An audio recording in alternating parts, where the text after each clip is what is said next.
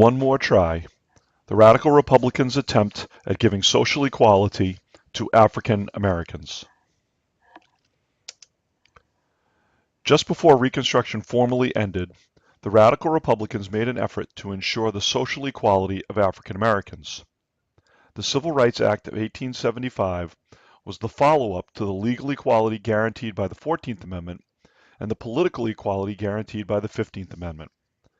The act would have guaranteed African Americans equal access to what were called places of public accommodation and included theaters, inns, restaurants, trains, and other means of travel. It didn't matter to the radical Republicans that they were now telling private citizens how to run their businesses and who they had to serve. All that mattered was that African Americans would gain their social equality.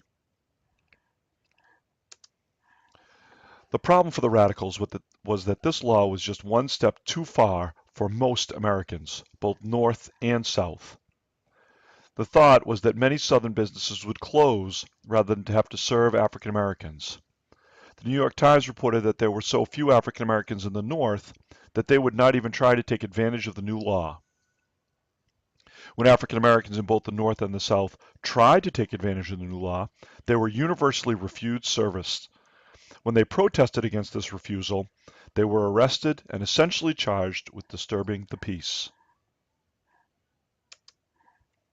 African Americans whose rights had been violated began to sue those who prohibited them from taking advantage of their right to access those places of public accommodation.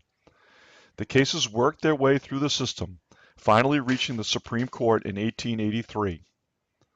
The court ruled that the Civil Rights Act of 1875 was unconstitutional, the majority of justices ruling that African Americans had received too much help and needed to accept the role of, quote, mere citizen, unquote, at some point.